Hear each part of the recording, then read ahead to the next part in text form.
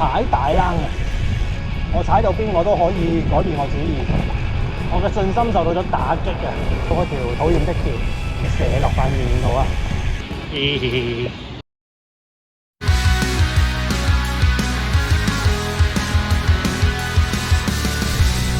！WhatsApp 街證交易所係小島單車日島啊！成年祝各位新年進步，萬事如意，行車安全，一生平安。今日係年初二，雖然我而家人在台北，但係我仍然係會秉承香港單車界嘅傳統，踩大冷嘅。那如果台灣的朋友不知道什麼是踩大冷的話，其實雖然它寫出來是大冷，但其實不是很冷的意思。大冷是 round， 在英文裡面的諧音，意思是環香港一圈。那如果在香港的話，這個路線其實變化不太多，幾乎都是基本的那80公里，然後可能多繞一些，就是旁邊的一些郊區啊，甚至是連香港島也繞一下的話，我自己試過最長是有繞到140公里。可是呢，我們現在人在台北呢，這邊的河邊自行車道發展這麼發達，這麼成熟，那我們可以選擇的變化就更多了。通常台北嘅車友呢，環台北呢，就都係嗰兩個方案，一係就環小台北，一係就環大台北。小台北其實大概只係得60公里，大台北呢，睇你拉到邊度，可能可以去到170到200公里。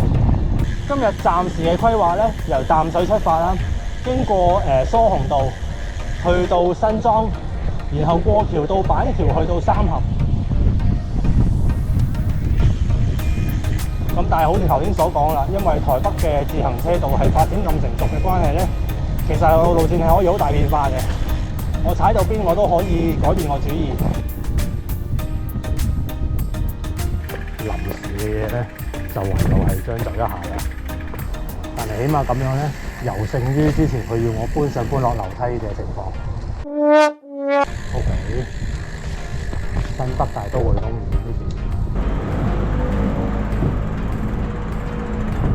點樣可以咁樣完全睇唔到有咁急啊個彎？嗱，我睇住咧就有架對頭車衝出嚟嘅呢度。哇！點樣啊？啱啱嗰頭先至話完台北嘅自行車道基建好成熟，呢頭就俾啲咁嘅嘢我睇。我嘅信心受到咗打擊啊！所以喺呢一段行咗馬路，大家見到右邊係單車徑。因為今日係假期咧，咁我唔知道前面會唔會有好多細路仔喺度玩，再加上呢一段嘅單車徑有大量嘅神主牌，咁所以冇辦法啦，自己打面自己。現在的我推返10分鐘前的我，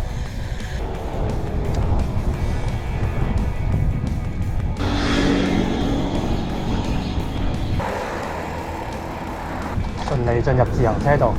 哇，好熱啊！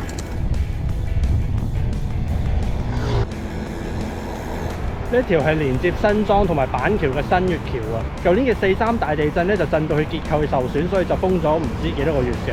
咁而家就已經重開啦。我哋而家就過呢條橋過去對面板橋嗰度。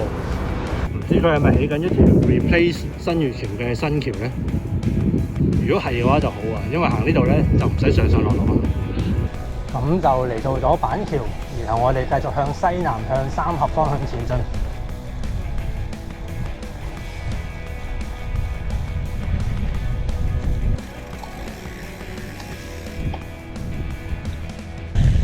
我嗰日踩雙塔嘅時候，開頭嗰30公里淋雨淋到黐線，跟住佢就變咗咁樣，套唔翻入去。其實呢邊都係一樣，不過呢個更加耐。即將嚟到土城呢一邊單車徑嘅盡頭啊！咁跟住我哋就會進入台3線，先去一去三峽市區揾咗嘢食先，然之後就行110去新店。又係時候拎翻個地圖出嚟睇下啦！我哋由淡水出發，經過關渡橋、新北大都會公園、新莊、新月橋、板橋、土城，而家位置喺三峽呢一度。之後點樣行呢？一齊繼續睇落去啦！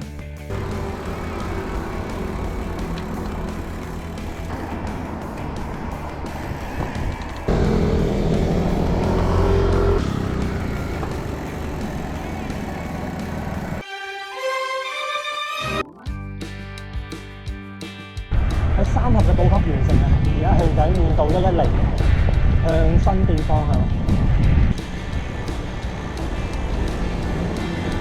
仲有8公里到新店區，呢個8公里係唔係去到山頂咁解咧？好，咁爬坡就正式開始，應該不要打價，打贏送法院。竟然係落車，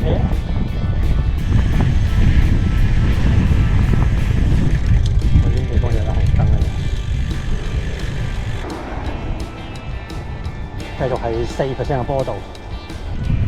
到海拔160，我哋就事不宜遲，直接落，唔等啦。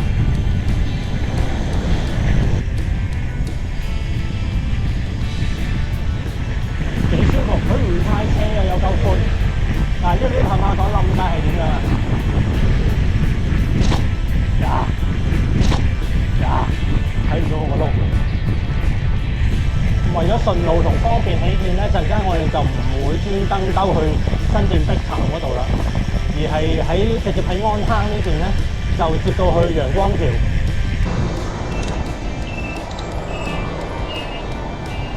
呢度呢一個突如其來嘅顯聲波嚇咗我一跳，繼續落車。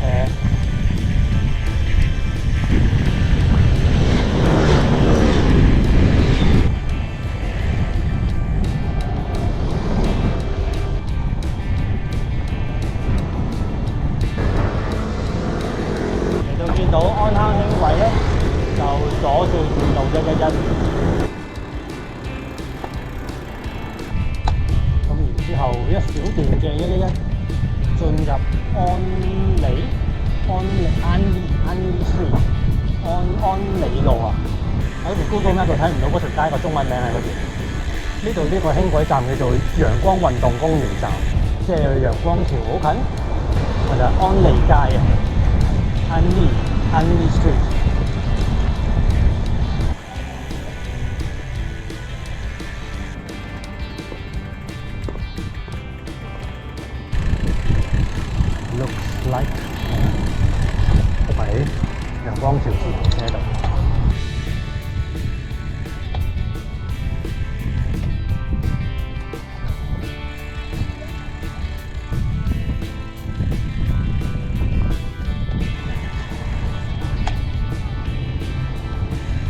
我哋啱過咗嘅陽光橋咧，係連接嗰邊嘅永和同呢邊嘅新店。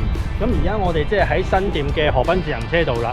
咁等一陣咧，我哋就會喺呢一度繼續去喺景美附近咧，就再接另一條分支嘅自行車道咧，去木山嗰邊。陽光咁猛烈咧，就要補一補妝先。一個東南風係繼續喺度吹緊嘅，而我哋而家行車方向向北，所以係盡受美風加持。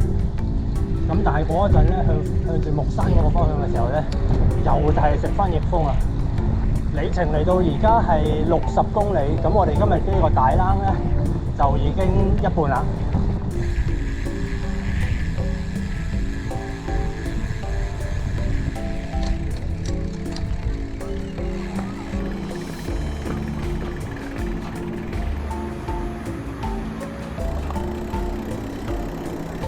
通過咗嗰條討厭的橋，而家向住木山方向前進。去到木山之後咧，將會取道福德坑去南港。咁福德坑係一個類似和合石咁樣嘅地方，所以就盡量留翻有太陽嘅時候踩，就唔好夜晚去啦。連接木山去到南港，一係就福德坑，一係就係南深路。咁南深路我哋就踩過好多次啦，今次就試下踩一條唔同嘅路線。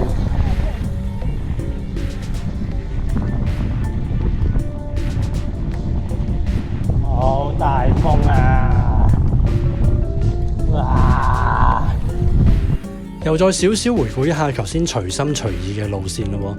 我哋離開咗三峽之後，經縣道110去到新店，進入咗河濱自行車道，然後向東嚟到呢一度就係木山嘅單車徑盡頭啦。好快補給咗之後咧，我哋又進入翻馬路啦。呢個係縣道106，喺唔到1公里之後就會左轉進入福德坑。福德坑係4公里爬升150米左右啊！喺數字上咧，似乎就唔算太難，但係實際上係點咧？我係未踩過，咁我哋而家即刻過嚟睇下啦。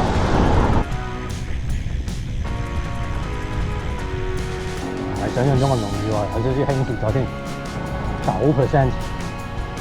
就之前台北市有搞一個話，如果你踩一個單車圍住台北市行一個圈，大概60公里左右，咁就可以攞到某啲紀念品咁樣。咁但係佢從來冇提及過到底由木山去到南港呢條路到底點樣接埋。咁我平時我自己就係行南深路嘅，嗱，嗰邊地下咧係有單車個標誌喺度，即係佢係真係 expect 你喺度喺呢度踩單車喎。9% 嘅坡度，唔容易。哇！好跛腳，雖然係電扶車，但嗰位嘢都唔易踩嘅喎。台北能源之優，OK，全部都係太陽能發電板嚟嘅呢度。哇！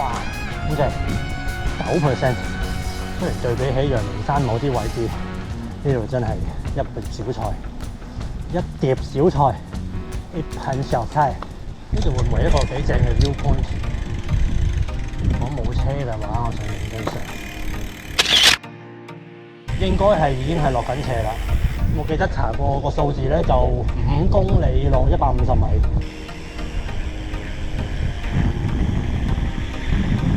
呢度去到40%喎，似乎呢邊係咪斜啲啊？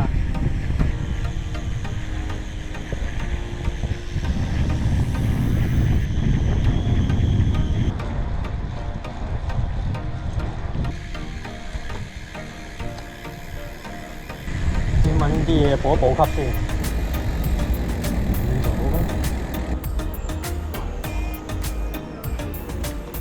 冇我需要嘅飯店，而且我遲咗1秒就有咁多嘅單車喺度，咁我唯有去一間。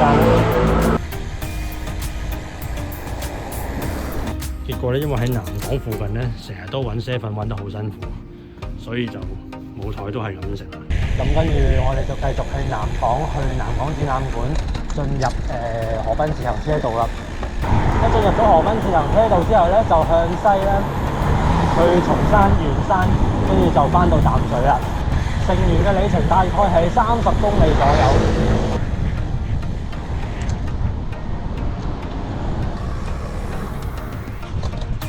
我哋喺南港展覽館附近進入河濱自行車道，接住落嚟就會經過松山啦、觀山自由車場啦、圓山飯店對面。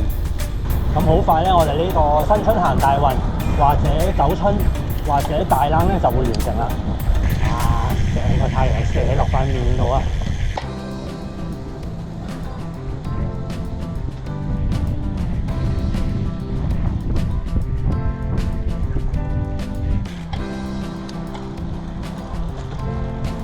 好大個太陽，但係佢已經開始唔暖啦，因為而家已經係就嚟5點啦。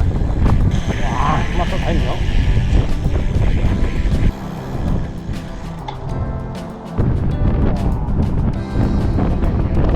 大冷就嚟完成啦，睇下我哋踩咗去邊度先。頭先我哋經由福德坑嚟到南港，喺南港展覽館附近進入河濱自行車道，然後沿住河邊經過松山嚟到圓山大飯店嘅山下。而家嚟到重陽橋嘅橋底，即係士林，里程係101公里。咁一息間我哋將會去到洲尾便橋，咁係一條唔使爬坡就可以過到河嘅橋。呢一度咧就係洲尾便橋啦。再向前咧就會係支線路，轉左就去北投。哇！乜都睇唔到。呢度係北投嗰條橋嘅橋底，105公里嘅里程，我哋眨下眼就會翻到淡水啦。經過咗105公里啦，隻鞋仍然係非常之白，仲係好舒服，非常之好啊！呢一段改道確實係幾令人困擾。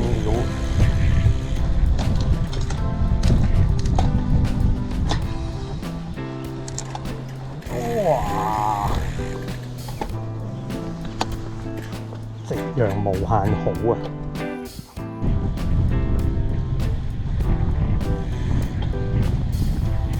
頭先260火啊！